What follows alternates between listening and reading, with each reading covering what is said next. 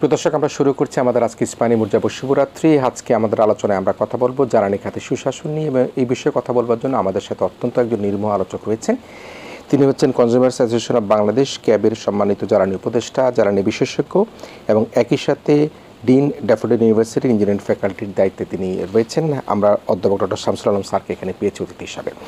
আমি ধন্যবাদ জানাই আপনি এই আয়োজনে আমাদের সাথে যুক্ত হয়ে জ্বালানি খাতে সুশাসন নিয়ে কথা বলবার জন্য। প্রিয় দর্শক, আমরা সবসময় যে কথাটা বলে থাকি সেটি হচ্ছে যে আমাদের সর্বক্ষেত্রে যে সুশাসন, সেই সুশাসনের মধ্যে যদি ঘাটতি থাকে তাহলে কিন্তু আমরা আমাদের দেশের যে উন্নয়ন পরিকল্পনা, কর্ম পরিকল্পনা, দেশকে এগিয়ে নিয়ে যাওয়ার যে কথাটি, সেই কথাটি কিন্তু আমরা কোনোভাবেই সেখানে আমরা আমাদের বাস্তবায়নের রূপ দিতে পারি না। কিন্তু এখানে জ্বালানি খাতটা অত্যন্ত একটা গুরুত্বপূর্ণ খাত, এবং যে খাত নিয়ে আমরা এই যে ছাত্র জনতার গণ-অভ্যুত্থানের পরবর্তীতে যে রূপান্তর ঘটতে যাচ্ছে, এবং সেই রূপান্তরের মধ্যে দিয়ে জ্বালানি খাতেরও কিন্তু একটা রূপান্তর হওয়া দরকার। সে অবস্থার প্রেক্ষাপটে জ্বালানি খাতে সুবিচার হচ্ছে কিনা, জ্বালানি খাতে ভোক্তা যারা রয়েছে ভোক্তারা তাদের যে ন্যায্য মূল্যে জ্বালানি পাবার কথা, গ্যাস বিদ্যুৎ পাবার কথা, সেটি তারা পাচ্ছে কিনা, এটি কিন্তু একটা বড় প্রশ্ন হয়ে দাঁড়িয়েছে। এবং সেই অর্থে আমরা যদি অধ্যাপক ডক্টর শামসুল স্যার আপনাকে জানতে চাই যে জ্বালানি খাতের বর্তমান প্রেক্ষাপটটা কি, ভোক্তারা কি তাদের যে ন্যায্যতা, তাদের প্রতি কি সুবিচার করা হচ্ছে কিনা? এখন ধরেন যদি আমরা সূত্রপাতটা ধরি 2010 সালকেই কেন্দ্র করি, দীর্ঘ সময় একক দল শাসন ক্ষমতায় ছিল। এই সময় নানা ধরনের পরিবর্তন হয়েছে। যদি পরিবর্তন এক সরকারের আওতায় বিবেচনা করা হয়, স্বাধীনতার পরে অনেক অর্থ ব্যয় হয়েছে, অনেক উন্নয়ন প্রকল্পর আসছে, জিডিপি প্রবৃদ্ধি হয়েছে, মধ্যব্যয়ের দেশের কথা বলা হয়েছে, কিন্তু সেই সব জায়গাগুলোতে সেক্টর ওয়াইজ কী হয়েছে সে ব্যাপারটা অন্য প্রেক্ষাপট। জ্বালানি খাতে কী হয়েছে এবং সেখানে কেন এই অবস্থাটা হলো, সেই জায়গাটা বলতে গেলে আপনি যে কথা দিয়ে সূত্রপাত করেছেন যে জ্বালানি জাস্টিস, এনার্জি রাইট প্রোটেকশান, পাশাপাশি সেক্টরাল সুশাসন, এই ব্যাপারগুলো সেখানে কিভাবে কাজ করেছে ভোক্তা স্বার্থ সংরক্ষণে এবং ভোক্তাদের অধিকার জ্বালানি এনার্জি রাইট প্রোটেকশানে, এই ব্যাপারটি আমাদের দেখার বিষয়। প্রথমেই আসেন, যদি 2010 সালের কথা বলি, আমি 10 সালকে আসছি, প্রচণ্ড রকমের জ্বালানি সংকট, বিশেষত বিদ্যুৎ সংকটকে মানুষ জ্বালানি সংকট হিসেবে বুঝে থাকে। প্রাইমারি জ্বালানির ব্যাপারগুলো তো মানুষের কাছে দৃশ্যমান হয় না, যে কারণে বিদ্যুৎ আসছে যাচ্ছে, গরমে তাপদাহে আপনার অতিষ্ঠ হচ্ছে, কলকারখানা চলছে না। গ্যাসের সংকট আসলে দেখা যাচ্ছে যে স্থবির হয়ে গেছে, মেয়েরা বসে আছে, চলছে না মিল কলকারখানা, গার্মেন্টস ফ্যাক্টরি, একটা বড় ধরনের তাদের অর্ডার কমপ্লাই করার ব্যাপারটি ঝুঁকির মধ্যে পড়ে যায়। এইসব ব্যাপার সেবার প্রতি বছরেই আমরা বিশেষত গ্রীষ্মকালে দেখে এসেছি, অবস্থার কোনো পরিবর্তন হয়নি। তো তখন কি ব্যাপারটা কি ছিল, যদি খুব সরলীকরণ করে বলি, তখন ব্যাপারটা ছিল কি যে আমাদের উৎপাদন ক্ষমতা নেই, অর্থাৎ কোনো পাওয়ার প্ল্যান্ট নেই, কোনো মেশিনারিজ নেই, বিদ্যুৎ উৎপাদন করতে পারি না। তখন কিন্তু গ্যাস আসছে, গ্যাসের সংকট আসছে, এ ব্যাপারটি সামনে আসেনি। বরঞ্চ গ্যাস রপ্তানি করার ব্যাপারটির বিরুদ্ধে আমাদের আন্দোলন করতে হয়েছে, বরঞ্চ কয়লা রপ্তানির বিরুদ্ধে আমাদের আন্দোলন করতে হয়েছে, ঠেকাতে হয়েছে।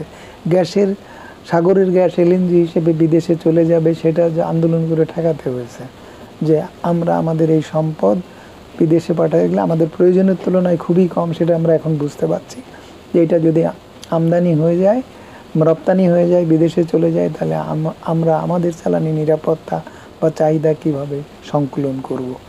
এই ব্যাপারগুলো তখন ছিল। তার মানে আমাদেরকে দেখা হতো যে আমরা জ্বালানি রপ্তানিকারক দেশ হতে পারি বা অবস্থায় আছি। এবং ইন্ডিয়ান একটা কনফারেন্সে সিভিল সোসাইটির লোকজন বলেই বসেছে যে বাংলাদেশে যথেষ্ট গ্যাস আছে, আমাদের দেয় না। এটা আমার কান্ট্রি পেপার যখন আমি প্রেজেন্ট করছি তখন এইসব কথাবার্তা তারা বলে বসলো।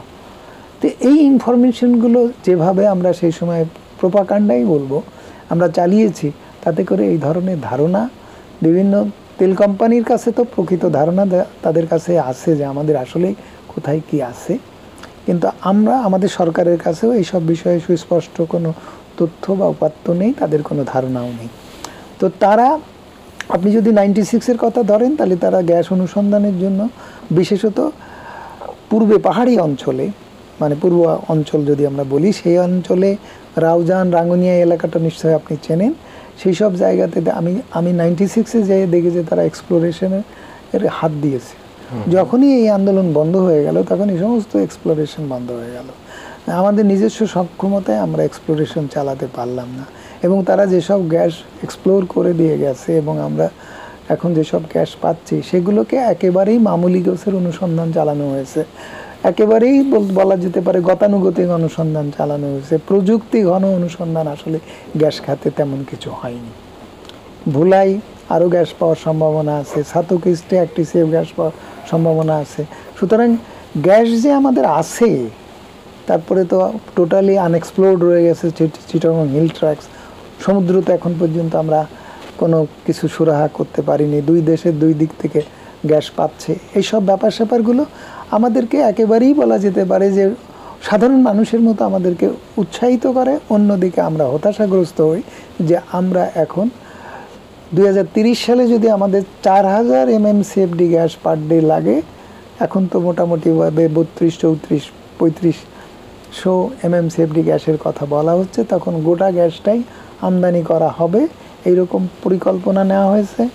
এবং 2030 সালে বলা হচ্ছে যে এখন 25% LNG টোটাল গ্যাসে আছে, 2000 আর 75% ডোমেস্টিক গ্যাস আছে। উল্টাটা হয়ে যাবে যে 25% হবে ডোমেস্টিক গ্যাস আর 75% হবে LNG, আমদানি নির্ভর গ্যাস। এখন আপনি যে সুশাসনের কথা এসছেন, তাহলে আমরা সুশাসনকে খুব ব্যাপক দৃষ্টিতে ব্যাপকভাবে দেখতে চাই, একটা বড় ধরনের একটা উপলব্ধির জায়গা থেকে বুঝতে চাই যে সুশাসনকে যদি আমি প্রথমেই বলি যে এই সেক্টরে যদি আপনি বিদ্যুৎ খাতের বা পাওয়ার সেক্টরের গভর্নেন্সের কথা আপনি বলতে চান, তাহলে আমরা পাওয়ার সেক্টরে জ্বালানি নিরাপত্তা নিশ্চিত করার জন্য বা জ্বালানি অধিকার সংরক্ষণের জন্য যে জ্বালানি সুবিচার থাকার কথা, সেটা যদি না থাকে, সেটার যদি অভাব থাকে, সেটা যদি সেই জ্বালানি সুবিচার থেকে যদি ভোক্তা বা জনসাধারণ বঞ্চিত হয়, তাহলে সেখানে সুশাসন সংকট তৈরি হয়ে গেছে। তখন আর সেটা সুশাসন বলবৎ আছে সেই সেক্টরে তা আর বলা যাবে না। আমরা এই জায়গা থেকে যদি বলি তাহলে এখন আসি, এই জায়গা থেকে যদি আমরা আলোচনা শুরু করি যে আমার বিদ্যুৎ উৎপাদন হবে, যদি 2016 সাল পর্যন্ত পাওয়ার সেক্টর মাস্টার প্ল্যানের কথা ভাবেন, তাহলে দেখা যাচ্ছে যে mono energy based master plan ছিল, অর্থাৎ পাওয়ারের উৎপাদন হবে সবটাই গ্যাস থেকে। তার মানে এতটা গ্যাস আমাদের আছে, কিন্তু আমরা কেন তৈরি করতে পারিনি? আমাদের উৎপাদন ক্ষমতা নেই, অর্থাৎ আমাদের প্ল্যান্ট নেই। তাহলে 2010 সালে এসে আমরা প্ল্যান্ট নির্মাণ শুরু করলাম এবং সেটা বেসরকারি খাতে শুরু করলাম, ব্যক্তি খাতে শুরু করলাম, সরকারি খাতে বিনিয়োগ বিমুখ হলো। সরকারি খাত থেকে ডিভিডেন্ড নেবে, কারণ সরকারি কোম্পানিগুলো বিদ্যুৎ উৎপাদন করে, সরকারি কোম্পানিগুলো বিদ্যুৎ সঞ্চালন করে, সরকারি কোম্পানিগুলো বিদ্যুৎ বিতরণ করে। বিদ্যুৎ উৎপাদন করতে আমাদের লাগে কি? গ্যাস। আমরা আগেই মাস্টার প্ল্যানে গ্যাস লাগবে, সুতরাং আমরা মাস্টার প্ল্যানে গ্যাস দিয়ে আমরা প্ল্যান তৈরি করলাম। এখন আসেন সেই গ্যাস সংকট শুরু হলো কখন থেকে, কেন শুরু হলো? আমি তো গ্যাস রপ্তানি করার জন্য রেডি ছিলাম, 2.5 TCF অলমোস্ট রপ্তানি করে দেব। যে 2.5 TCF গ্যাস এখন বছরে তখন লাগতো ধরেন 700 MMCF, 700 মিলিয়ন ঘনফুট লাগতো, এখন প্রায় ধরেন আস্তে আস্তে বাড়তে বাড়তে ধরে নেওয়া হচ্ছিল যে 1 TCF গ্যাস বছরে লাগবে। তো সেই 1 TCF গ্যাস সেখানে যদি ওইরকম 2.5 TCF 20 বছরে রপ্তানি হতো, আমরা যে টাকা পেতাম, যেসব কথাবার্তা বলেছিলাম, সেসব তো অন্তঃশ্বাসশূন্য হয়ে গেছে। এখন আমরা চিন্তা করতে পারি যে মূল্যে আমরা 2.5 TCF গ্যাস দিয়ে দিচ্ছিলাম বা ওই রকম কম বেশি, আবার পরবর্তীতে আমরা সার তৈরি করে ইন্ডিয়ায় টাটার প্রজেক্টের আওতায় ওই রকম 2.some TCF গ্যাস আমরা ওখান থেকে BBNR গ্যাস থেকে বা অন্য কোনো জায়গায় গ্যাস থেকে আমরা সার তৈরি করতে দিতাম। আমরা স্টিল মিল তৈরি করতে লাফার্সকে দিয়ে দিলাম, আমরা ইয়েকে দিয়ে দিলাম যে আপনার চিটাগংয়ে ফার্টিলাইজার তৈরি করতে বিদেশি কোম্পানিকে দিয়ে দিলাম, গ্যাস দিয়ে তাদেরকে, তারা ব্যবসা করে আমাদের ওখানে তারা লাভ করছে। তারপরে তাদের এক্সটেনশন দেওয়া হলো, লাফার্সকে এক্সটেনশন মেয়াদ, গ্যাস দেওয়ার মেয়াদ বাড়ানোর, সেসব সময় আমরা যথেষ্ট আপত্তি তুলেছি এবং সেসব জায়গাতে বলা হয়েছে যে এই সমস্ত জায়গায় গ্যাস তারা এক্সটেনশন দিচ্ছে। আমাদের তখন গ্যাস সংকট শুরু হয়ে গেছে যখন এগুলো এক্সটেনশন দেওয়া হলো, কিন্তু তারপরেও তাদেরকে এক্সটেনশন দেওয়া হলো। এই জায়গাটাই যদি বলেন যে আমি গ্যাস সংকটে আছি, আমার গ্যাস রপ্তানি ঠেকানো হলো, মানুষ গ্যাস রপ্তানি, কয়লা রপ্তানি ঠেকাতে যে জীবন দিল, আর সেই গ্যাস কয়লা রপ্তানি বন্ধ হলো, হয়রা সেই জায়গায় আমি আমদানি করতে গেলাম বা আমদানি করলাম। এখন বলছি যে আমদানি না করলে আমার 75% এলএনজি তৈরি হয়ে যাচ্ছে, নিতে হবে আমার 30 সালে। 30 সাল কিন্তু নকিং অ্যাট দি ডোর। তাহলে এই যে অবস্থাটা তৈরি হলো, তাহলে আমার জ্বালানি অধিকার সংরক্ষণের জন্য সরকারের সক্ষমতা প্রশ্নবিদ্ধ। তো স্যার আমি এখানে একটু আপনার সাথে যুক্ত করি দর্শকদের সুবিধার্থে, আপনার কাছে নানা বিশ্লেষণ রয়েছে, অনেক অভিজ্ঞতা রয়েছে। এই যে আমরা আমাদের জ্বালানি নির্ভরতায় আমরা এলএনজি এবং আমদানি নির্ভরতার দিকে চলে যাওয়ার, যেটা 2030 সনের মধ্যে, এবং 75% আমাদের আমদানি করতে হবে, 25% আমরা নিজস্ব রিসোর্স থেকে আমরা হয়তো উৎপাদন করতে পারি নিয়ার 2030-তে। তাহলে এই যে আমদানির উপর নির্ভরতা হয়ে যাওয়ার যে একটা টেন্ডেন্সি বা যে পরিকল্পনা গ্রহণ করা হচ্ছিল, এর মধ্যে কি কোনো ইল মোটিভ ছিল কিনা, কি কারণের জন্য আমরা আমদানি নির্ভরতা? সেই কথাটাই আমরা আসতে চাচ্ছি যে আমরা কিভাবে এই জায়গাটার দিকে এসে গেলাম এবং দ্রুত বলা যেতে পারে একেবারেই রিভার্সড হয়ে গেল। যেখানে রপ্তানি করাটা ঠেকাতে হলো, সেখানেই তার পরপরই আমদানি এর দিকে আমরা ঝুঁকে গেলাম এবং এলএনজি আমদানির ব্যাপারে 2014-15 সালের দিকে মানে এনার্জি প্ল্যানিংয়ে এলএনজি আমদানির ব্যাপারটি এসে গেছে।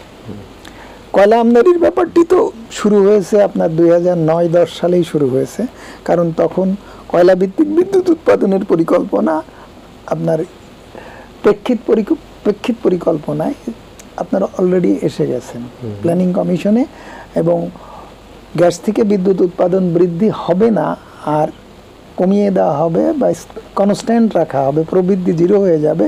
ইনক্রিমেন্টাল যে বিদ্যুতের চাহিদা সেটা শতভাগ কয়লা থেকে আনা হবে। সেটা 2009 সালে যে ড্রাফট হয়, 2008 সালে যে মোটামুটি ওই পরিকল্পনা তৈরি করার যে প্রস্তুতি চলে, 2009 সালে কাজ শুরু হয়, 2010 সালে আসলে ওটা প্রিন্ট হয়। যে আপনার প্রেক্ষিত পরিকল্পনা 2021 যেটা আসলো, সেখানে আপনি দেখতে পাবেন যে কয়লা থেকে প্রবৃদ্ধি ধরা হয়েছে, প্রতি বছরে মিনিমাম 500 মেগাওয়াট বিদ্যুৎ উৎপাদন ক্ষমতা যোগ করতে হবে। তাহলে সেই বিদ্যুৎ উৎপাদন ক্ষমতা চালানোর জন্য, ব্যবহার করার জন্য আপনার যে কয়লা লাগবে সেটা আমাদের ওন রিসোর্স থেকে আনা সম্ভব হতো না, বা সেই পরিকল্পনাও ছিল না। তার মানে আপনাকে ওই পরিমাণ কয়লা সাপ্লাই 500 মেগাওয়াট করে বাড়াতে হলে ওই হারে আপনার কয়লা আমদানি করতে হবে। এটা ক্লিয়ার হয়ে গেল, এবং সেখানে বলা ছিল যে তরল জ্বালানি থেকে কোনো বিদ্যুৎ উৎপাদন বাড়ানো হবে না। তো এই পরিকল্পনা যদি, এই প্রেক্ষিত পরিকল্পনা অনুসারে যদি মাস্টার প্ল্যানগুলো তৈরি করা হতো, তাহলে আজকের এই দশাটা হতো না বলে আমি দাবি করতে পারি। কিন্তু সেটা ডাইভার্টেড হয়ে গেল। এই জায়গাটা কি ছিল? জ্বালানি নিরাপত্তা সংরক্ষণের একটা রূপরেখা। এই জ্বালানি নিরাপত্তা সংরক্ষণের রূপরেখাটা পালন করা যদি সরকার কর্তৃক প্রতিপালিত হতো, তাহলে আমি বলতাম যে সুশাসনের বিষয়টি সেখানে ইতিবাচক। মানে কোন মানদণ্ডে ভালো কি মন্দ সেটা ডিগ্রি অ্যাসেসমেন্টটা আর বিষয় নেই, অন্তত এখন বলা যেতে পারে যে ইতিবাচক দিকে ছিল, যে এইরকম কাজ আমরা করতে চাই এবং আমরা করতে পারছি। আমরা কিন্তু পারলাম না। 2010 সালে পাশাপাশি আরেকটা কাজ করলাম, যে গ্যাস উত্তোলনের জন্য গ্যাস উন্নয়ন তহবিল গঠন করলাম। এই গ্যাস উন্নয়ন তহবিলের উদ্দেশ্য ছিল যে আমি আমার ওন রিসোর্স এক্সপ্লোর করব, যেটা আমি রপ্তানি হতে দিলাম না, আমার জাতীয় সক্ষমতা বৃদ্ধি করব, আমার বিদেশি কোম্পানির উপর নির্ভরশীলতা আমি কমিয়ে একসময় শূন্যে আনবো, এবং আমি আমার গ্যাস উত্তোলন করলে কম খরচে আমি গ্যাস সাপ্লাই দিতে পারবো, আমার আইওসির উপর, তখন আইওসির কথা ছিল, আইওসির উপরে ডিপেন্ডেন্সি কমে যাবে। আজকে আইওসির গ্যাস 2 টাকা 77 পয়সায় বিক্রি হয়। যদি 2022 সালের কথা আমি বলি, 2022 সালকে আমি রেফারেন্স দেবো এই কারণে যে পরবর্তীতে এইসব দাম নির্ধারণের ক্ষমতা দিন সরকার নিয়ে যেয়ে তার খুশি খেয়াল মতো বাড়াই এনেছে। সুতরাং ওখানে রেশনালাইজেশন বা স্ট্যান্ডার্ডাইজেশনের কোশ্চেন, মানে জনগণ বা যারা ক্যাব বা অন্যান্য যারা রয়েছে কেউ অংশীজন কারো এবং সেখানে 150-200% দামও বাড়াই এনেছে। তারপরে 25%, 30% সার্ভিস ক্যাপাসিটি, মানে আপনার সার্ভিস চার্জ বাড়াই এনেছে প্রত্যেকটা কোম্পানি নিজেরা, ওইভাবে বাড়িয়ে এনেছে। গ্যাসের দাম আপনার 25% বাড়াই এনেছে আমাদের ওন গ্যাসের। সুতরাং ওই সময় একটা বড় ধরনের বলা যেতে পারে যে জ্বালানি অধিকারের বড় ধরনের বিপর্যয় ঘটেছে। এটাকে সুশাসন থাকলে এটা হতে পারে না। সুশাসনটা আসলে এটা চাপিয়ে দেওয়ার ব্যাপার না, এটা সুশাসন অনুসরণ করার ব্যাপার, অনুশীলনের বিষয়। এটা একটা জাতীয় সংস্কৃতি জায়গা থেকে তৈরি হতে হয়। প্রত্যেক মানুষের মধ্যে একটা তাগিদ থাকতে হয় যে আমি যেমন ভালো থাকতে চাই, আমি যেমন সৎ থাকতে চাই। সে তাগাদা আমি মনে করি না যে ধর্মীয় বোধ থেকে আসে। জাতি, ধর্ম, দল নির্বিশেষে মানুষের ভেতর থেকে তার একটা আকাঙ্ক্ষা তৈরি করে যে আমি সৎ থাকবো। সৎ কোনো বিনিময়যোগ্য চরিত্র নয়, গুণ নয়, এটা মানুষের একটা ইনহারেন্ট কোয়ালিটি, যেটা অন্য কোনো পশু প্রাণীর মধ্যে মানুষ প্রত্যাশা করে না বা থাকে না। তো সেরকম একটা জায়গা থেকে যদি আপনার সুশাসনের বিষয়টি উপলব্ধিতে না আসে, সুশাসনটা যে গণকর্মচারীদের হাতে থাকে, সেই কর্মচারীদের বোধে যদি উদয় না হয়, তাহলে সুশাসন আসলে পৃথিবীর দিগন্ত রেখার মতো দূরেই থাকে, অনুভব করা যায়, তার ফল পাওয়া যায় না। যেটা সবচেয়ে বড় প্রমাণ হচ্ছে আপনার পাওয়ার সেক্টর। এই জায়গাটা তো আসে, আমি যে কথাটা বলতে চাচ্ছিলাম যে আপনি গ্যাসের উৎপাদন বৃদ্ধির নিজস্ব ফাইন্যান্সে সরকার কিন্তু আগেই বলেছে বিনিয়োগ করবে না বলে সরকার প্রতিজ্ঞাবদ্ধ হয়েছে। সরকার এখান থেকে লাভ নেবে, সরকার এখান থেকে রাজস্ব আহরণ করবে, ডিভিডেন্ড নেবে, কর্পোরেট ট্যাক্স নেবে এবং এটা বাণিজ্যিক খাত হিসেবে তৈরি করবে, কিন্তু সরকার বিনিয়োগ করবে না।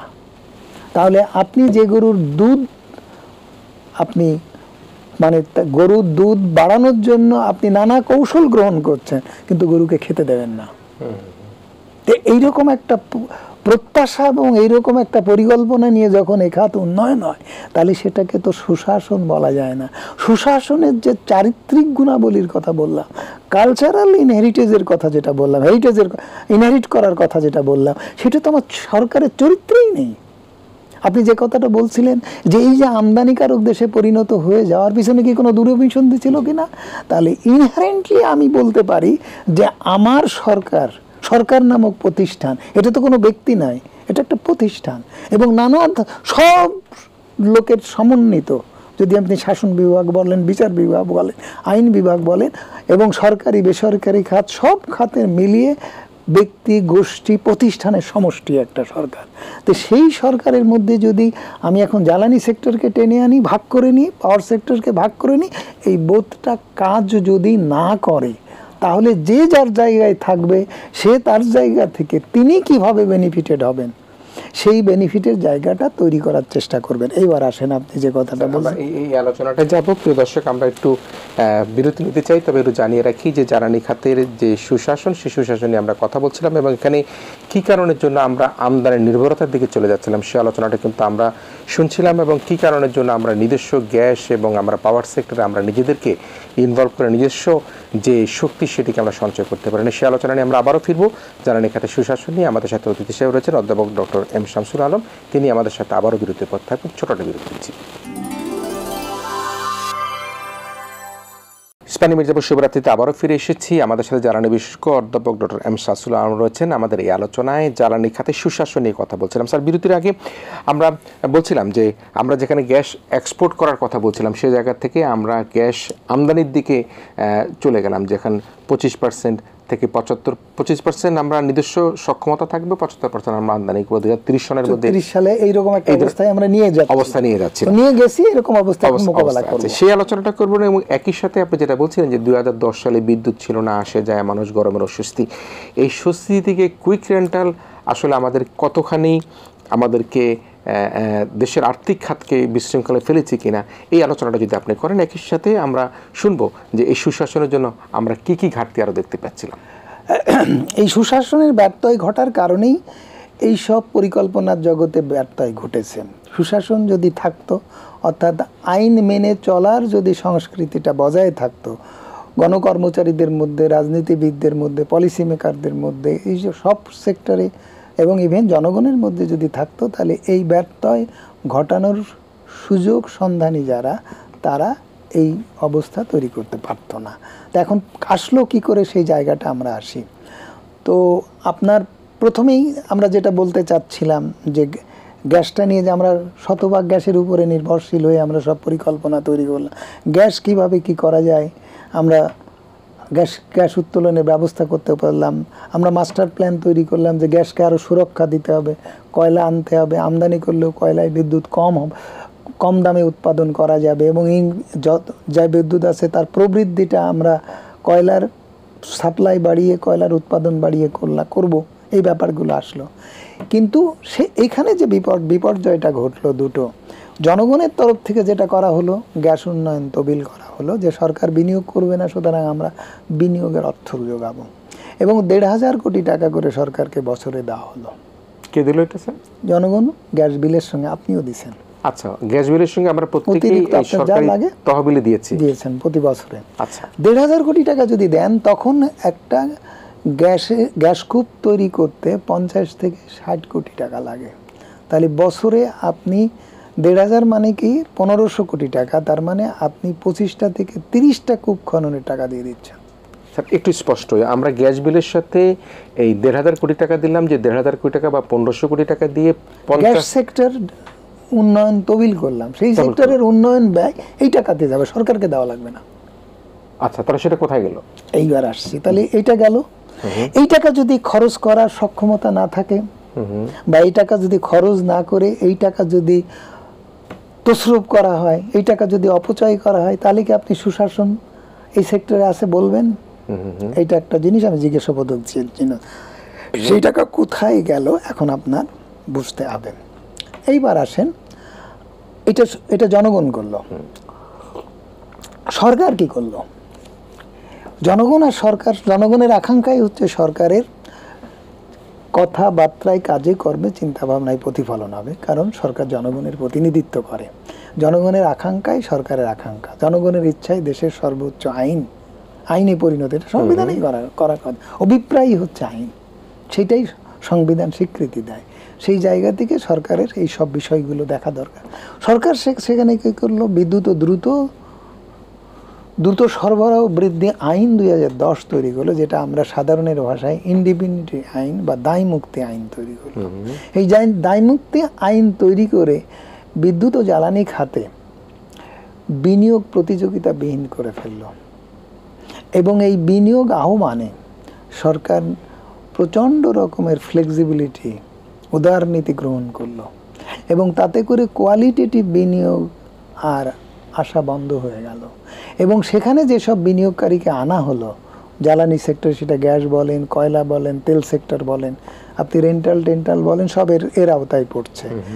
এবং অধিকাংশ ক্ষেত্রে ব্যক্তি খাত বিনিয়োগ আনা হয়েছে, এবং পাওয়ার সেক্টরে মোটামুটিভাবে উৎপাদন ক্ষমতা বৃদ্ধি, সঞ্চালন লাইন সম্প্রসারণ, বিতরণ লাইন সম্প্রসারণ, এই আইনের আওতায় ম্যাক্সিমাম ক্ষেত্রেই বলা যেতে পারে বিনিয়োগ প্রতিযোগিতাবিহীন আনা হলো। কি করা হলো? যে আমার দ্রুত বিদ্যুৎ উৎপাদন বৃদ্ধি করতে হবে, এই জন্য আমার এই কাজ করতে হবে। ভালো কথা। এখন গণশুনানিতে যখন এই প্রশ্নগুলো পিডিবিকে করা হলো, যে সময়ে ব্যয়ে প্রাইভেট সেক্টর এই ধরনের বিদ্যুৎ উৎপাদনের দায়িত্ব নিল, সেই সময়ে পিডিবি সবচেয়ে স্কিল্ড অর্গানাইজেশন এই সেক্টরে, তার বিকল্প অন্য কোনো অল্টারনেটিভ অর্গানাইজেশন নেই যে তার সমকক্ষ দাঁড়াতে পারে।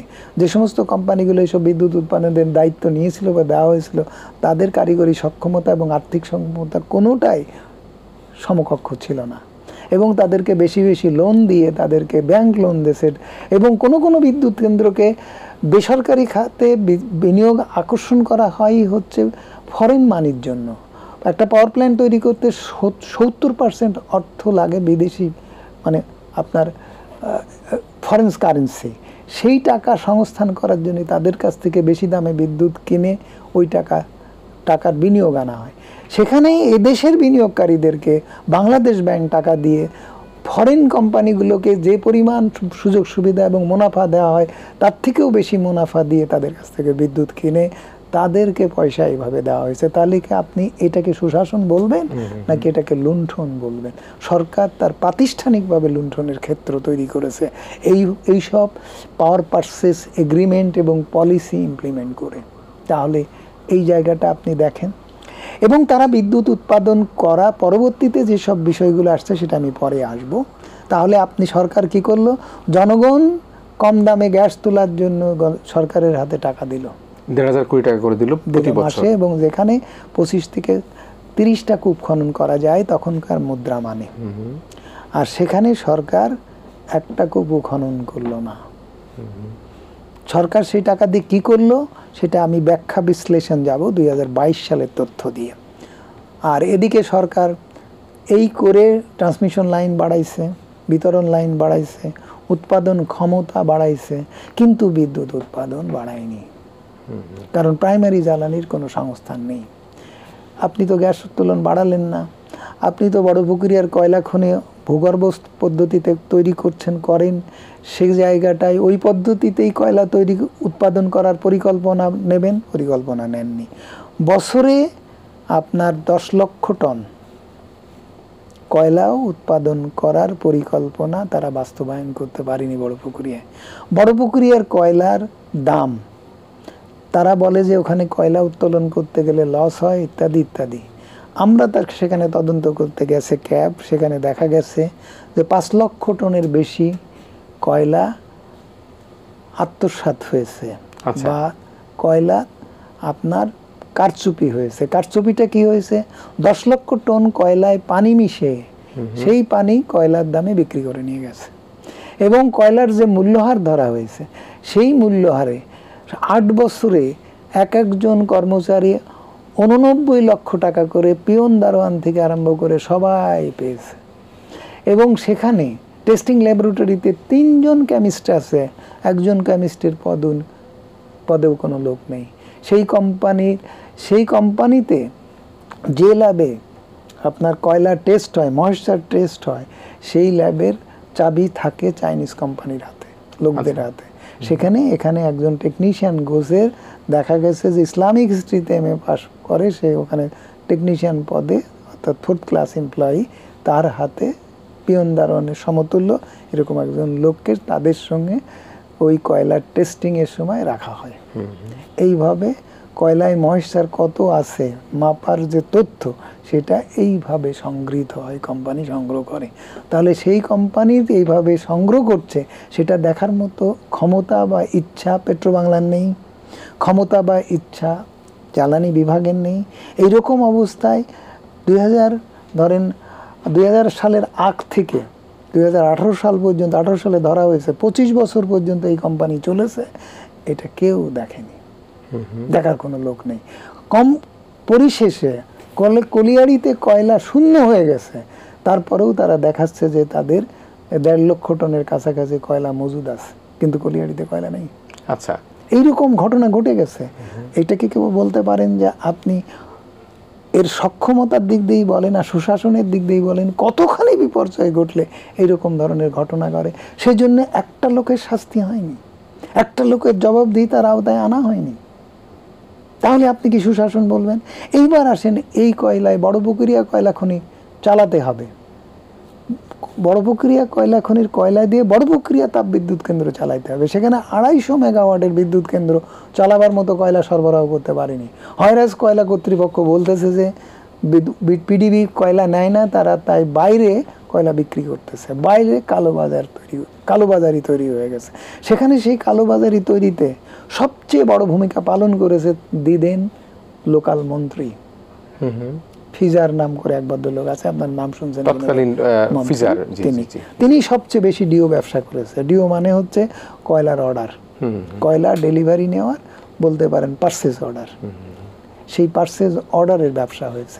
কয়লা কার হাত থেকে কোথায় গেছে তা নাই, কিন্তু এই পারচেজ অর্ডার হাত বদল হয়েছে আর বিক্রি হয়েছে। শেয়ার যেমন এক হাত থেকে আর এক হাতে গেলে বদলায় বিক্রি হয়, ওরকম বিক্রি হয়েছে।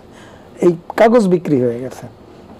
আপনার ওই যে রেশনের গম টম বিক্রি হয় না, চাল টাল বিক্রি হয় না, আর টিয়ার খাবিকার, সেগুলো সরকারের গুদামেই থাকে, অ্যালটমেন্ট অর্ডার বিক্রি হয়, ওইরকম অর্ডার বিক্রি করে একটা বড় ধরনের অর্থনীতি, কালো অর্থনীতি তৈরি হয়েছে সেই এলাকার মধ্যে। এবং সেখানে দ্বিদেন পেট্রো বাংলার চেয়ারম্যান ছিলেন এক্স, তারও ওইরকম ডিও লেটার, তার নামে তার কথায় ডিও লেটার ইস্যু হয়েছে, তৌফিক ইলাহি চৌধুরীর কথায় ডিও লেটার ইস্যু হয়েছে। ওই এলাকার এমন কোনো এমপি নেই যে তাদের কথায় ডিও লেটার ইস্যু হয়নি, এবং সেসবগুলো আপনার নথিপত্রে স্বাক্ষরিত আছে। এটাকে আপনি সুশাসনের নমুনা বলবেন? হয়রাজ কয়লার অভাবে বিদ্যুৎ উৎপাদন কেন্দ্র বন্ধ হয়ে যাচ্ছে। তারপরে আসেন মূল্যহারের কথা। এখন কয়েকদিন আগে স্ট্যাটিস্টিক্স হচ্ছে আমদানিকৃত কয়লা বিক্রি হচ্ছে আপনার, আনা হচ্ছে কম বেশি $100 পার টন, মেট্রিক টন, আর আমি আমার কয়লা কিনছি $150 মেট্রিক টন।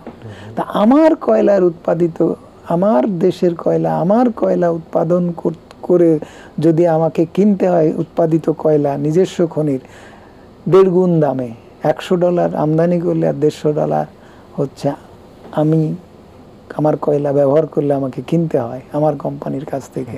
আর কোম্পানির আমরা যখন করেছি, তদন্ত করেছি, তখন তার উদ্বৃত্ত মুনাফা, নেট মুনাফা তার ছিল প্রায় 2,500 কোটি টাকা। এবং অন্য অন্য ব্যয় যাচ্ছে তাইভাবে ব্যয় করা হয়েছে, এবং স্পেয়ার পার্টসের নামে যে কত টাকা প্রতি বছরে বেরিয়ে গেছে তার কোনো ইয়ত্তা নেই। সেই স্পেয়ার পার্টস যথাযথভাবে কেনা হচ্ছে কিনা, সঠিক দামে কেনা হচ্ছে কিনা, তার জন্য একজন কনসালটেন্ট রাখা হয়েছে। সেই কনসালটেন্ট ঠিক মতো করছে কি করছে না সেটা দেখার লোক নেই। কয়লা তোলা কিভাবে হচ্ছে, কতটা ময়েশ্চার দেওয়া হয়েছে, তেটা তোলার কোনো লোক নেই, হয়রাজ দেখার কোনো লোক নেই, মাপার কোনো লোক নেই। আপনি যদি আমাকে জিজ্ঞেস করবেন না যে আপনি বুঝলেন কি করে এটা, আমরা যাই দেখলাম যে এগুলো রেকর্ড ঠিক মতো নেই। আচ্ছা, ইনপুটে আছে 10%, আপনার 5% পানি অ্যালাউ করবে, আর তার থেকে বেশি অ্যালাউবল হবে না। কিন্তু দেখা যাচ্ছে যে 10%-এর কম বেশি পানি একেবারে পুরাপুরি খাতায়, আপনি যদি সায়েন্সের ছাত্র হন ল্যাবরেটরিতে প্র্যাকটিক্যাল করার সময় যেমন ডাটা আপনি ম্যানিপুলেট করা শেখেন, আগে প্র্যাকটিক্যাল শেখেন কি আর না শেখেন, তারা ওই রকমভাবে ডাটা ম্যানিপুলেট করে করা হয়েছে, বোঝা যাচ্ছে যে ওই রকমভাবে করা হয়েছে। আমরা বিদ্যুৎ এনে গেলাম, যে বললাম যে তুমি যে কয়লা কিনছো তোমার কেনার কথা 10% ময়েশ্চারে, সেই 10% ময়েশ্চারে কয়লা কেনার কোনো কারণ নেই। কারণ ওই কয়লা 5% ময়েশ্চারে কিনে কোম্পানি জাস্ট কয়েক মিটার দূরে, মানে কয়েক গজ দূরে বলা যেতে পারে, লাগোয়া পাওয়ার প্ল্যান্ট, তাকে বেল্টে ওখানে দিয়ে দিচ্ছে, ডাইরেক্টলি ওখানেই চলে যেতে পারে। পরে যখন 18 সালের পরে যখন আমরা এগুলো ফাইন্ড আউট করলাম, তখন আর কয়লা যে ময়েশ্চারে কোম্পানি কেনে, যে ওজনে, সেই ওজন আর ময়েশ্চারে ওরাই কেনে। কিন্তু আমরা যে দেখলাম যে তারা যে কয়লা নিচ্ছে, কত পরিমাণ ময়েশ্চারে সে নিল, আর কত পরিমাণ ময়েশ্চারে সে আলটিমেটলি কলিয়ারিতে রাখার পরে 3 মাস 4 মাস যাই রাখুক পাওয়ার প্ল্যান্টে দিচ্ছে, তার কোনো ডাটা নেই। তখন ওখানে জিএম ছিল আমার এক ছাত্র, আমরা বললাম যে 3 মাসের ডাটা তুমি এক্সপেরিমেন্টে রেকর্ড করো। সে রেকর্ড করে দেখা গেল যে প্লাস কম বেশি 15% ময়েশ্চার আসে, অথচ হচ্ছে 10% ময়েশ্চার তার স্ট্যান্ডার্ড। তাহলে 5% বেশি পানি বেশি নিয়ে চলে যাচ্ছে। তো 5% পানি যদি বেশি যায়, তাহলে 1 কোটি টনের উপরে কয়লা নিয়েছেন, কত টাকা গেল? এইটার যে চুরিটা ধরা পড়লো, সেই চুরির বিষয়টি না পেট্রো বাংলা, না জ্বালানি বিভাগ এটা আমলে নিল। সরকারের 4টা কোম্পানি এটা তদন্ত করেছে, কেউ চুরি আইডেন্টিফাই করে। বিদ্যুৎ প্রতিমন্ত্রীর ভূমিকা কি ছিল তখন? বিদ্যুৎ প্রতিমন্ত্রীর ভূমিকা এই তথ্য প্রমাণাদি কালেকশন করার ব্যাপারে সেই ইতিবাচক ছিল, কিন্তু যখন এইরকম একটা রিপোর্ট জমা হলো, তারপরে আর তার কোনো ভূমিকা পাওয়া যায়নি। তৌফিক ইলাহি সাহেবের তো ভূমিকাগুলো দৃশ্যমান হতো না, তিনি পেছনে থেকে, কিন্তু তিনি এটার প্রশ্নে মোটেই সহায়ক ভূমিকা যদি বিন্দুমাত্র পালন করতো, তাহলে আজকে যে দুদক মামলা চলছে এই পরপুকুরিয়া কয়লা খনি নিয়ে, সেখানে এখন বর্তমান সেক্রেটারি ও মনে করেন যে এই মামলায় তারা হেরে যাবে, এবং দুদকের চেয়ারম্যানও মনে করে যে তারা এই মামলায় হেরে যাবে। কারণ এই মামলায় চুরি প্রমাণিত করার জন্য তারা কোনো তথ্য প্রমাণ আদালতে দেয়নি, অথচ মামলা করেছে। তার মানে যারা অভিযুক্ত হয়েছে তারা শাস্তি পাবে না। আমি তখন বললাম যে আপনার পেট্রোবাংলায় ক্যাবের এই রিপোর্টটা আছে, জ্বালানি বিভাগে এই রিপোর্টটা আছে, দুদকের চেয়ারম্যানকে বললাম যে আপনার দপ্তরে এই রিপোর্টটা আছে, দিদেন গভর্নমেন্টের সময় এইগুলো সব জায়গায় রিপোর্ট দেওয়া আছে, তাহলে আপনি হেরে যাবেন কেন? সেই রিপোর্টগুলো কেন আদালতে সাপ্লিমেন্টারি এভিডেভিট দিয়ে সাবমিট কেন পেট্রোবাংলা করলো না? আমি সেক্রেটারিকেও বলেছি যে আপনারা এই রিপোর্টটা আপনার দপ্তর কনসিল করে রেখেছে, সুতরাং আপনি এই রিপোর্টটা যদি আজকে আদালত না পায় তাহলে চুরি হয়েছে এর প্রমাণিত নেই, বরঞ্চ চুরি হয়নি এই প্রমাণই সরকারের 4টা কোম্পানি এস্টাবলিশ করেছে। তখন তারা শ্বেতপত্র নিয়ে বেরিয়ে আসতে পারবে, তখন এই অবস্থা তারা আসবে। তখন কথা হলো যে মামলা রায় হলে আপনি আপনার ক্যাব থেকে এই রিপোর্টটা আবার নতুনভাবে, সেই সময়ে তো কোথায় গার্বেজে চলে গেছে আর তো খুঁজে পাওয়ার কোনো উপায় নেই, আর এর মাঝখানে এই অবস্থায় আনইউজুয়ালি এরকম একটা রিপোর্ট আবার সামনে নিয়ে আগানো, সেটা তাদের ব্যুরোক্রেটিক সিস্টেমেও সেটা আনইউজুয়াল, তারা মনে করে আনকমফোর্ট ফিল করছে। তা আন্ডারস্ট্যান্ডিং হলো যে এই মামলায় হেরে যাওয়ার পরে রিতদন্ত আমি চাইবো, আমার ক্যাব চাবে, চাইলে তারা তখন আবার নতুন করে ওপেন করে এইটার তদন্ত করে ফেরে শুরু করবে। এই ব্যাপারে মোরাল এগ্রিমেন্ট হলো। তাহলে আপনি সুশাসনের বিপর্যয়টা দেখেন। এখন আসেন যে আপনি যে কথাটা বলছিলেন যে ষড়যন্ত্র ছিল কিনা, এই জায়গাটা আসেন যে কয়লা নিয়ে যে কাজটা হয়েছে এখানে একটা ষড়যন্ত্র আছে। সেই ষড়যন্ত্রটা আর সিম্পলি একটা সুশাসনের বিপর্যয় সাধারণভাবে ঘটে যে কারণে ঘুষ দুর্নীতি সংশ্লিষ্ট যারা কর্মচারী কর্মকর্তা থাকে, ব্যবসায়ী থাকে, তারা তাদের সুযোগ সুবিধা করার জন্য সেখানে তারা ব্যয় বাড়ায়, ওটা তাদের পকেটে মুনাফা হিসেবে যায়, চুরি হিসেবে তারা করার সুযোগ নেয়, সে কারণে একটা বিপর্যয় থাকে। আর যখন আপনি দুরভিসন্ধিমূলকভাবে অন্য কোনো উদ্দেশ্য সার্ভ করার জন্য যখন আপনি পলিসি ডিস্টর্টেড করেন, ম্যানিপুলেশন করেন এবং সেই পলিসি বাস্তবায়নের জন্য উদ্দেশ্যমূলকভাবে যখন পরিকল্পনা তৈরি করেন, তখন সরকারকেও এভাবে বিভ্রান্ত করা যায়, সরকারও এভাবে রাষ্ট্রকে বিভ্রান্ত করতে পারে বা করে। এই প্রমাণগুলোই আমি শুধু কয়লা দিয়েই ইন্ডিকেট করব, পাওয়ার প্ল্যান্টের ব্যাপারটা সময় পেলে বলবো। জি জি, প্রিয় দর্শক, আমরা কথা বলছিলাম জ্বালানি খাতে সুশাসন নিয়ে এবং অনেক তথ্য কিন্তু আমরা জানতে পারছি। আমি জানি না সেই কালো বিড়াল কারা, কোথায় আছে, কি আছে, তারা কি আসলেই কিন্তু শনাক্ত হবে কি না। আমাদের জ্বালানি খাতের যে সুশাসনকে একেবারেই তলানিতে নিয়ে গিয়েছে সে অবস্থার প্রেক্ষাপটে আমরা চেষ্টা করব আবারও জানবার জন্য আমাদের প্রিয় অতিথি অধ্যাপক ডক্টর এম শামসুল আলমের কাছ থেকে। প্রিয় দর্শক, ছোটটা বিরতি নিচ্ছি, বিরতির পর আবার ইস্পানি মির্জা বর্ষবরাত্রিতে আবার আপনাদের কাছে ফিরে আসছি। ইস্পানি মির্জা বর্ষবরাত্রিতে আমরা আবারও ফিরে এসেছি। আমাদের সাথে অতিথি হিসেবে রয়েছেন জ্বালানি বিশেষজ্ঞ অধ্যাপক ডক্টর এম শামসুল আলম। আমরা জ্বালানি খাতে সুশাসন নিয়ে কথা বলতে গিয়ে কয়লার যে দুর্নীতি অনিয়ম সে কথাগুলো আমরা জানতে পেরেছি, কিভাবে কয়লা থেকে হাজার হাজার কোটি কোটি টাকা লুটপাট হয়ে গেলে লুটারে নিয়ে গেলো সেটি আমরা জানছিলাম। আমরা বিদ্যুৎ খাতের আলোচনায় আসবো। স্যার, আমরা কুইক রেন্টালের কথা বলতে গিয়ে আপনি কুইক রেন্টালে কী হচ্ছে সেটা বলেছেন, আমাদের কয়লা খাতের কী হয়েছে সেটা বলেছেন, কীভাবে ময়শ্চারাইজার 10%-এর জায়গায় 15% করা হলো সেগুলি বলেছেন। আমরা যদি রেগুলেটর বডিগুলির দিকে তাকাই, আসলে তাদের কি অবস্থা? আমরা যে এই শুনানিগুলি এখন কিভাবে হয়, কেন হয়, হয় কি না, সেই শুনানিতে কি হয়, আমাদের যারা ক্ষুদ্র গ্রাহক যারা রয়েছেন তারা আসলে কি অবস্থায় আছেন সেটিকে যদি দেখেন। আগে এই কথাটা আগে এক মিনিট আমি ওয়াইন্ড আপ করে আসি। তাহলে আপনি কয়লাই যে বলছিলাম সে ঘুষ দুর্নীতির ব্যাপারটা, যারা পানি বেশি মিশাইছে, অমুক করছে, সুযোগ করেছে, তারা হয়তো কোম্পানির কাছ থেকে, কোম্পানির কাছ থেকে কিছু পয়সা পাতি পাইছে ইত্যাদি ইত্যাদি। কিন্তু এইরকম একটা অব্যবস্থাকে দিনের পর দিন বাড়তে দেওয়া, না দেখা, এটা কোনো পলিসি লেভেলের একটা বিষয় না কাজ করলে এরকম হওয়ার কথা না। সেইটাকে আমি কয়লা তুলব না, আমদানি করব, আমদানি ব্যবসা তৈরি করব, এইটাই যদি রাষ্ট্রের শীর্ষ পর্যায়ে বা সরকারের কোনো পর্যায়ের কোনো কর্নার থেকে এরকম জিনিস যদি কাজ করে, তাহলে আপনি দেশীয় কয়লা দিয়ে যে সুযোগটা তৈরি হয়েছে সেই সুযোগটা আপনি ব্যর্থ হওয়ার কৌশলটা নেবেন এবং সেই সুযোগটা এই ধরনের অ্যানোমালিসগুলো ডেভেলপ করবে যে কয়লা পাচ্ছে না, হয় কালোবাজারে কয়লা চলে যাচ্ছে এবং এইভাবে 10% কয়লা চলে গেছে কালোবাজারে। সেই 10% কয়লায় যদি বিদ্যুৎ উৎপাদন হতো, 50% আপনার ক্যাপাসিটিও ব্যবহার করা যায়নি, লেস দ্যান 50% তাদের উৎপাদন ক্ষমতা ব্যবহার হয়েছে শুধু কয়লার অভাবে। এইরকমভাবে কয়লার নিশ্চয়তা নেই, তারপরেও আমরা 275 মেগাওয়াট বিদ্যুৎ উৎপাদন ক্ষমতা আবার ওখানে বসাইছি। আমরা তো কয়লাই আনতে পারছি না, তাহলে ওটা বসালাম কেন? এটার কোনো হিসাব নেই। তার মানে আমি উৎপাদন ক্ষমতা যে বাড়াচ্ছি, এই উৎপাদন ক্ষমতা বাড়ানোর মধ্যে আমার একটা দূরভিসন্ধি আছে। আপনি আগেই বলেছেন যে আমদানির পেছনে কেউ কোনো দূরভিসন্ধি আছে কি না। তাহলে আমি এখানে যে 275 মেগাওয়াট বিদ্যুৎ 250 চালাতে পারছিলাম না, তারপরে 275 মেগাওয়াট বিদ্যুৎ উৎপাদন করে দিলাম। 2018 সালে তেল ভিত্তিক বিদ্যুৎ উৎপাদন হঠাৎ, তখন অলরেডি উৎপাদন ক্ষমতার সারপ্লাস হয়ে গেছে। 18 সালে কাইকা হাউসের দপ্তর থেকে চিঠি আসলো যে 3000 মেগাওয়াট তেল ভিত্তিক বিদ্যুৎ কেন্দ্র উৎপাদন ক্ষমতা বাড়াতে হবে। আমার মৌসুমে কামিং গ্রীষ্ম মৌসুমের বিদ্যুৎ চাহিদা পূরণের জন্য। কামিং গ্রীষ্ম মৌসুম কয়বার আসছে? 6 বার আসছে 18 সালের পরে। 6 বারে কি বিদ্যুৎ সংকট মিলেছে? তাহলে তিনি এই কথা বলে 3000 মেগাওয়াটের উপরে 3000 মেগাওয়াটের উপরে তরল জ্বালানি ভিত্তিক বিদ্যুৎ উৎপাদন কেন্দ্র প্ল্যান্টেশন করে দিলেন বিদ্যুৎ খাতে। তার কি দূরভিসন্ধি ছিল না?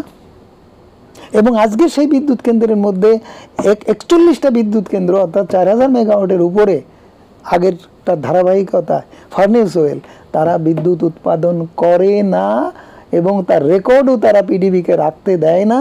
এবং মে মাসে 2022 সাল থেকে তারা প্রতি বছরে 20,000 কোটি টাকার উপরে বাড়তি উৎপাদন না করে তারা ক্যাপাসিটি চার্জ নিয়ে চলে যাচ্ছে। সেটা ঠেকানোর মতো সক্ষমতা বা সুশাসন যদি বলেন বিন্দুমাত্র অবশিষ্ট থাকলে এটাকে করা যায়।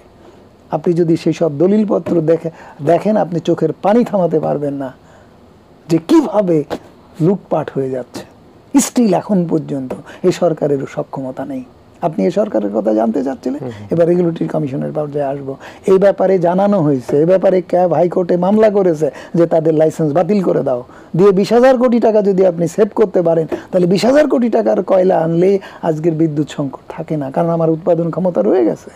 আমার এখন কয়লার দরকার 7,000 মেগাওয়াটের উপরে বিদ্যুৎ উৎপাদন ক্ষমতা যদি আমি ব্যবহার করি তাহলে বিদ্যুতের উৎপাদন ব্যয় 7 টাকার অ্যারাউন্ডে নেমে আসে। আজকে আমার ইন্ডিয়া থেকে বিদ্যুৎ উৎপাদন আধা দিনটা যদি বাদ দেন তাহলে 8 টাকার নিচে 7 টাকা 80 পয়সা পড়ে। তারপরে সেখান থেকে বিদ্যুৎ দাম দেয়। আমার বিদ্যুৎ উৎপাদন গড়ে বলতেছে, তেল বাদ তেলটা আলাদাভাবে ধরলে তো 18 টাকা ডিজেল 28 টাকা পড়ে যাবে, গড়ে 12 টাকা কাছাকাছি পড়ছে। তাহলে এই যে অব্যবস্থাটা এইটা তৈরি হলো এবং এটাতে কি হলো, আমাদের দেশের এক শ্রেণীর লোক এই প্রক্রিয়ায় লাভবান হলো। আমার 6% 2022 সাল পর্যন্ত প্রফিট দেওয়ার কথা 6%, 6.5%। টাকা ব্যাংকে রাখলে 6%-এর বেশি সুদ পাওয়া যায় না, 6%। তখন আমি 18% মুনাফা দিছি আমার ব্যক্তিগত আমার নিজস্ব কোম্পানিগুলোকে দিছে, অর্থাৎ আমার মালিকানাধীন কোম্পানি, সরকারের কোম্পানি দিচ্ছে, বিদেশি কোম্পানি দিচ্ছে। তাহলে 6 আর 18 3 গুণ বেনিফিট। এই যে এক্সেসটা দিচ্ছি, আনইউজুয়ালি দিচ্ছে, কোনো স্ট্যান্ডার্ড নেই, তাহলে এই যে 12% বেশি দিলাম সেইটাকে আপনার প্রেডিটরি মুনাফা দিলাম না, লুণ্ঠনমূলক ব্যয় এইভাবে বৃদ্ধি করে তাদের পকেটে চালান করলাম না।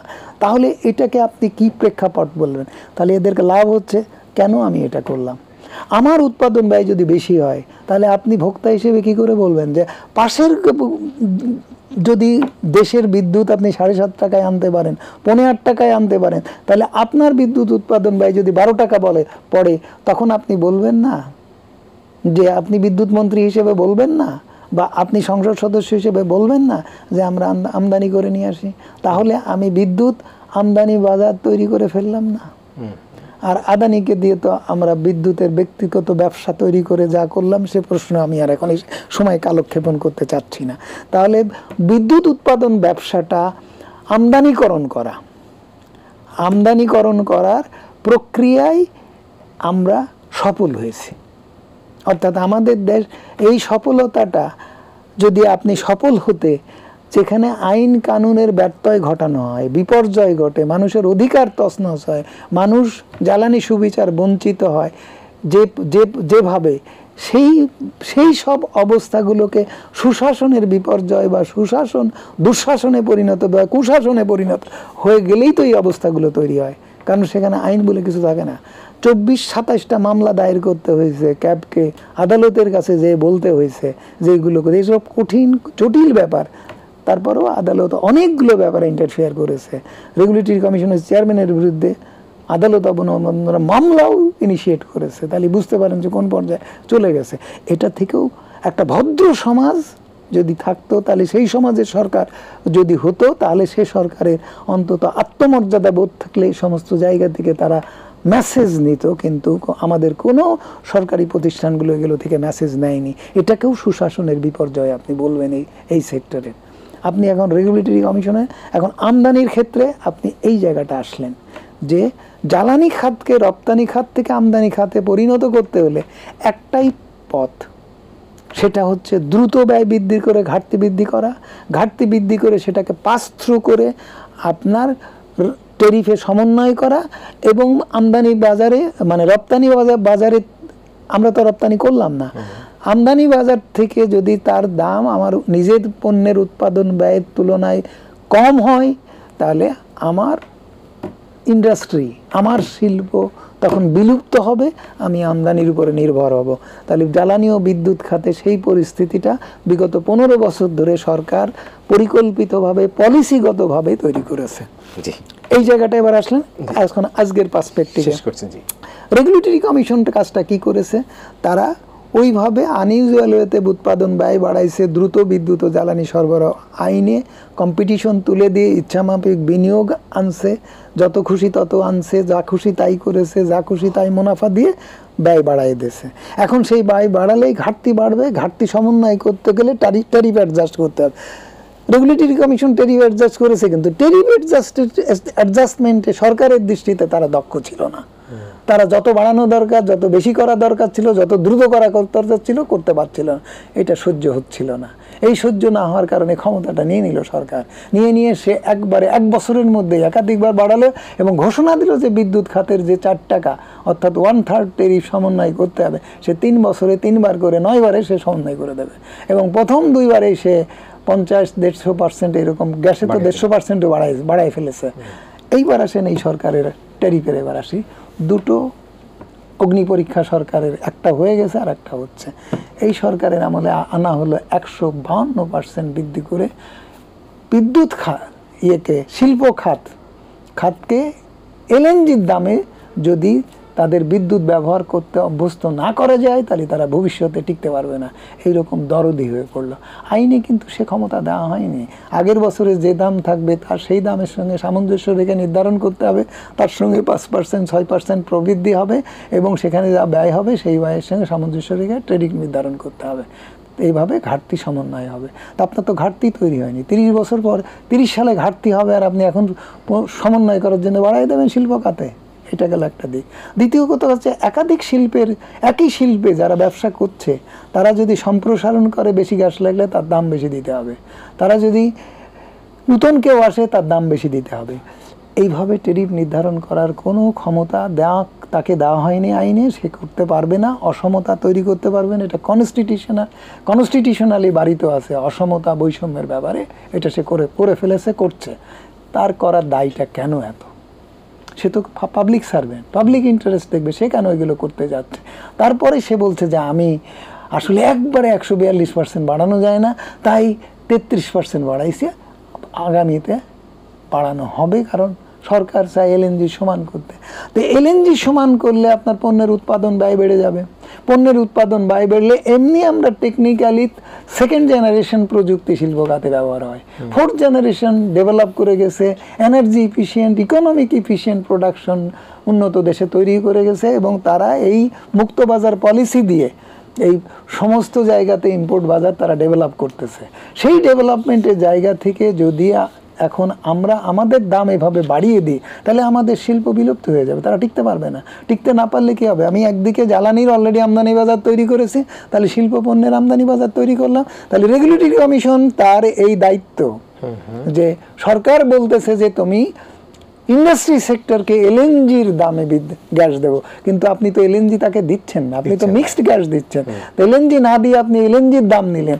এইরকম ধরনের বোকামি করার মতো যদি সরকারের প্রতিষ্ঠানের মধ্যে কাজ করে, এতটুকু বুঝাও যদি তাদের মাথায় বুঝ না আসে, তাহলে আপনি সুশাসন কোন পর্যায়ে গেছেন?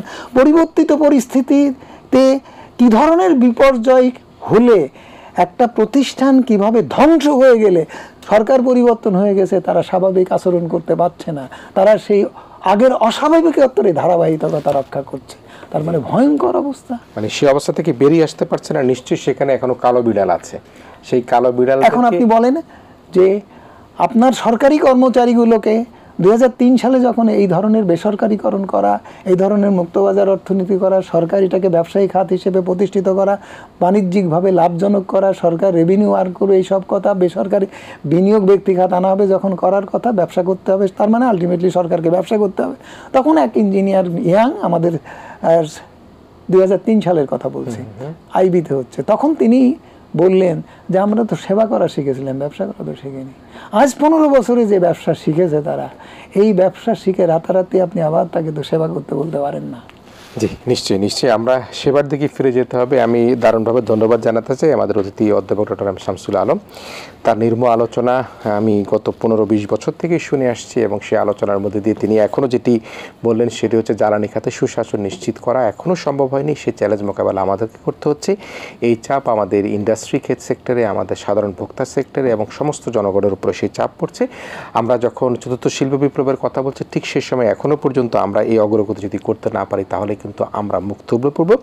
আমি ধন্যবাদ জানাই আপনাকে। একই সাথে প্রিয় দর্শকও জানিয়ে রাখতে চাই, বাংলাদেশের জ্বালানি রূপান্তর নীতি 2024-এ যে প্রস্তাবিত যে খসড়াটি, সেই খসড়াটি আমি স্যারের কাছ থেকে সংগ্রহ করেছি। আপনারা যারা যারা এই জ্বালানি রূপান্তরিত নীতি সম্পর্কে জানতে চান, তারা কিন্তু আপনারা নিশ্চয়ই এই বইটি ওয়েবসাইটে পাওয়া যাবে, ক্যাবের সেই ওয়েবসাইট থেকে আপনারা নিতে পারেন। এবং একই সাথে আমি মনে করব যে সরকারকে ব্যবসা না, সরকারকে সেবার দিকে এগিয়ে যেতে হবে।